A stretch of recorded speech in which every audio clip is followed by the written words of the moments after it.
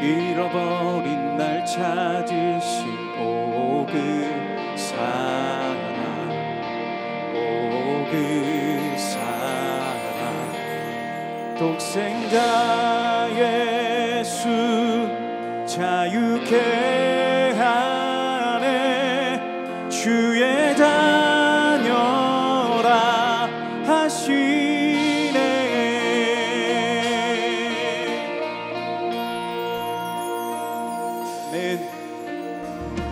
내 모든 죄에 속하신 주의 은혜,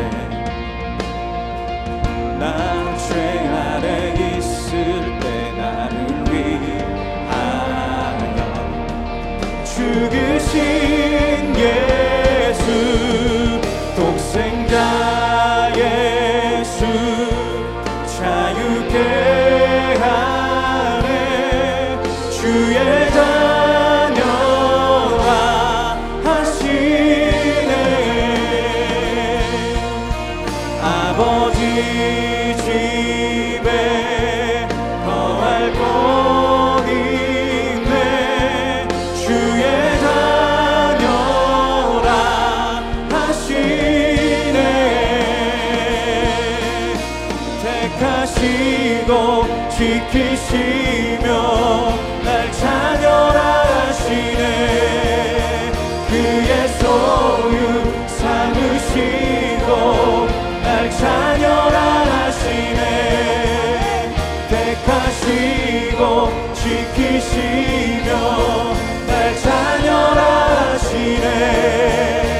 그의 소유 삼으시고 날 자녀라 하시네. 날 자녀라 하시네. 독생자 예수 자유케 하네. 주의 자녀라 하시네. 아버지 집에 거할 곳 있네. 주의 자녀라 하시네. 아버지 집에 거할 곳 있네. 주의 자녀라 하시네.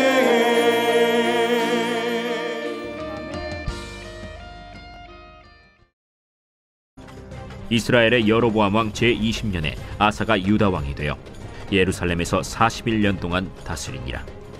그의 어머니의 이름은 마아가라, 아비살롬의 딸이더라.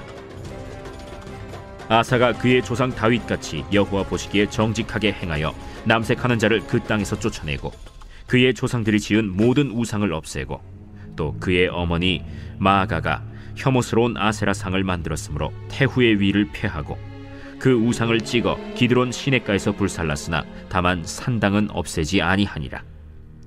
그러나 아사의 마음이 일평생 여호와 앞에 온전하였으며 그가 그의 아버지가 성별한 것과 자기가 성별한 것을 여호와의 성전에 받들어 드렸으니 곧 은과 금과 그릇들이더라.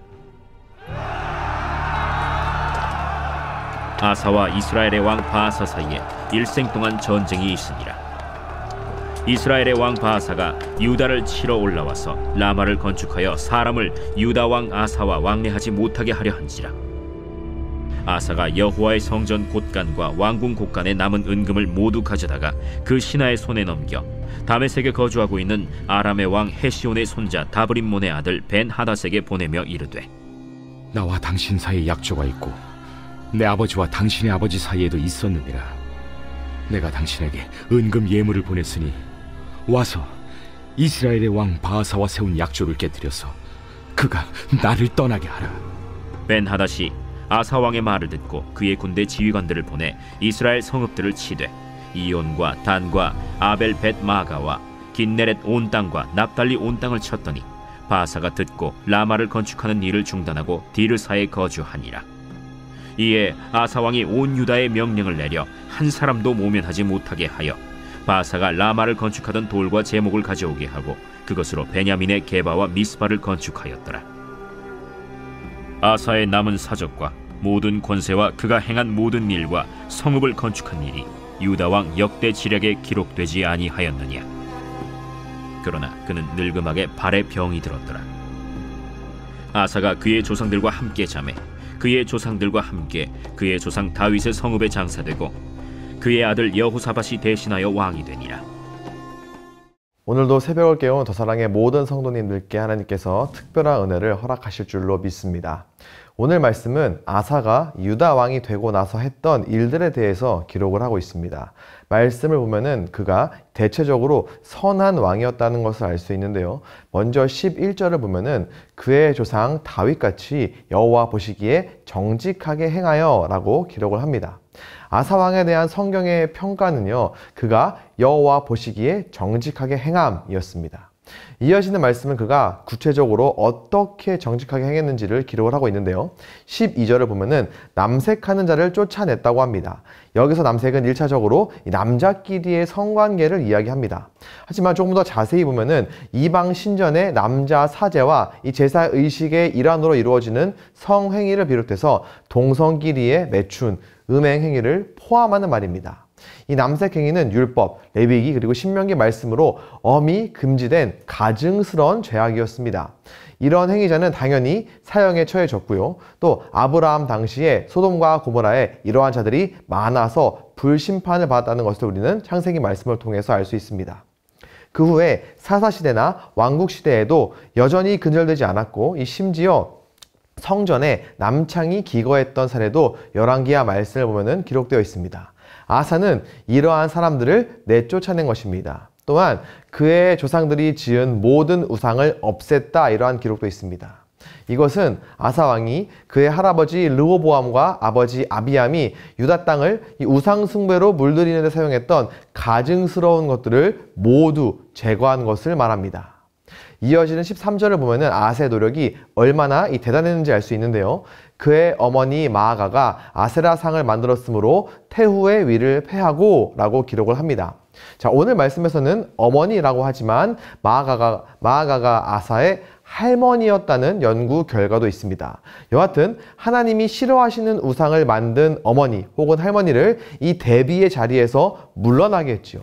자, 아무리 어머니 혹은 할머니여도 이 우상 숭배에 대한 책임을 물어서 징계한 것입니다. 아무리 부모이지만 아사왕이 그만큼 여호와를 향한 마음이 각별했음을 우리는 여기서 알 수 있습니다. 또한 성전의 보존을 위하여서 금과 은을 들여놓기도 했는데요. 자, 이런 여호와를 향한 아사왕의 일편단심은 열왕기 저자에 의해서 매우 높게 평가되고 있습니다. 실제로 아사 이후에 그보다 더 위대한 왕으로 평가받는 인물은 히스기야와 요시야뿐입니다. 자, 하지만 아사 왕에게는 이러한 장점만큼이나 오점도 분명하게 있었습니다. 여호와 하나님 앞에서 정직하게 행하고자 했지만 14절 말씀과 같이 산당은 없애지 않았습니다. 또한 16절부터 기록되어 있는 이스라엘 왕 바아사와의 이야기가 있는데요. 말씀에서 볼 수 있는 것처럼 아사와 바아사 사이에는 일생 동안 전쟁이 있었습니다. 17절을 보면은 바아사가 라마를 건축하여 라고 기록을 하고 있는데요. 이것은 바아사가 그 어느 누구도 유다로 들어가거나 유다에서 나오지 못하게 하려고 라마에 성을 쌓은 것을 말합니다. 자, 이것으로 보아 아사가 궁지에 몰렸음을 알 수 있는데요.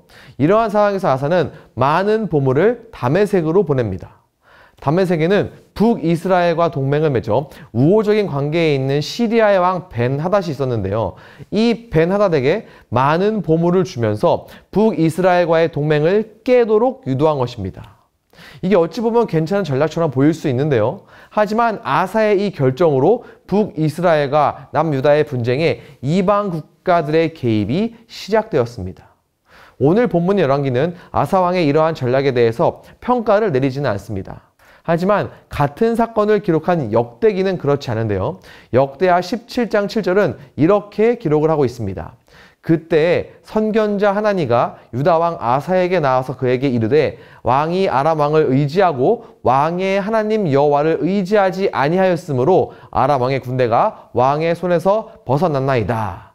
왕의 하나님 여호와를 의지하지 아니하였다고 합니다. 즉 아사 왕은 사람이 세운 왕이 아니라 이 하나님의 통치권을 위임받은 왕이었습니다. 따라서 이와 같은 전쟁, 정치적인 문제를 자신의 생각과 계획으로 해결해서는 안 됐습니다. 나라의 남유다의 진짜 주인이신 여호와의 도움을 받고 여호와의 지혜를 구했어야 했습니다. 또한 22절 말씀 보면은 온 유다에 명령을 내렸다고 합니다. 한 사람도 모면하지 못하게 하여, 즉 유다의 모든 백성 한 사람도 빠짐없이 하도록 한 것입니다. 자, 무엇을 명령했는가요? 바사가 라마성을 쌓을 때 쓰던 돌과 나무를 나르는 것입니다. 강제 노동이죠. 마치 애굽의 노예 시절 이스라엘을 보는 것 같습니다. 오늘 말씀의 아사를 보면은 마치 우리의 평생의 모습과 많이 비슷합니다. 우리에게도 아사왕과 같은 노력이 분명히 있습니다. 왜냐하면 우리도 하나님을 알기 때문이지요. 하나님께서 우리를 사랑하신다는 것, 우리를 위하여 예수 그리스도를 보내셨다는 것을 우리는 알고 있습니다. 또한 그렇게 우리를 위해 오신 예수께서 무엇을 이루셨는지를 알고 있습니다. 십자가에서 우리의 모든 죄값을 대신 치러 주셨습니다. 속량하셨습니다. 우리는 속량의 은혜를 알고 있는 사람들입니다. 따라서 우리 안에 계신 성령님으로 말미암아 우리도 하나님 앞에서 정직하고자 합니다. 하지만 그런 삶 속에는 아사왕과 같이 오점들이 있습니다. 죄된 본성의 약점이죠. 이러한 오점들을 보면 우리 자신은 어떤 생각을 가져야 할까요? 또 실패했음을 자책하며 하나님 앞에 그저 죄송한 마음만 가져야 할까요? 아닙니다.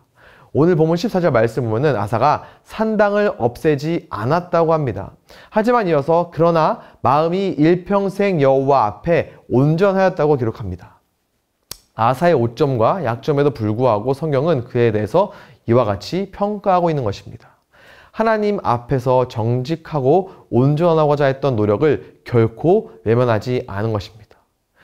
우리도 마찬가지입니다. 우리는 최선을 다해야 합니다. 하나님 앞에서 최선을 다해야 하는 사람들입니다. 하나님 아버지는 우리의 최선을 받기에 합당한 분이시기 때문입니다. 아들을 주셨습니다. 우리를 구원하기 위해 십자가에 아들을 내어주셨고요. 우리는 그 아들을 믿음으로 구원받았습니다. 의롭지 않은 우리를 의롭게 여겨주셨습니다. 하나님의 최선, 그리고 세상은 결코 흉내낼 수 없는 최상을 경험한 우리들입니다. 그래서 우리는 하나님 앞에서 온전하기 위하여 부단히 애써야 합니다.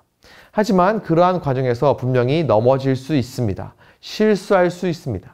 그때마다 자책하거나 반대로 이럴 수도 있지라며 교만해서는 안 됩니다. 하나님께서는 우리에게 완벽을 요구하시지는 않습니다. 대신 우리의 최선을 보십니다. 그리고 그 최선 가운데에 넘어지거나 실수했을 때 위로해 주십니다. 다음에는 같은 문제로 넘어지지 않을 힘과 능력을 주십니다. 바라기로는 우리에게 아들을 주신 하나님 앞에서 최선을 다하는 더사랑의 모든 성도님들, 작은 오점도 허용하지 않기 위한 노력으로 하나님 앞에 영광 돌리며 그렇게 일평생 예수 그리스도를 닮아가는 더사랑의 모든 성도님들 될 수 있기를 우리 주 예수 그리스도의 이름으로 간절히 축원합니다. 이 시간 함께 기도하실 때 날마다 정결한 마음, 하나님 앞에 온전할 수 있는 마음을 허락하여 주시옵소서. 또한 하나님 앞에서 온전하기 위한 최선의 노력을 다하는 성도가 되게 하여 주시옵소서. 마지막으로 11월에 있을 행복 축제를 통해 많은 이들이 주님을 구주로 영접하는 놀라운 역사가 일어나게 하여 주시옵소서. 함께 기도하시겠습니다.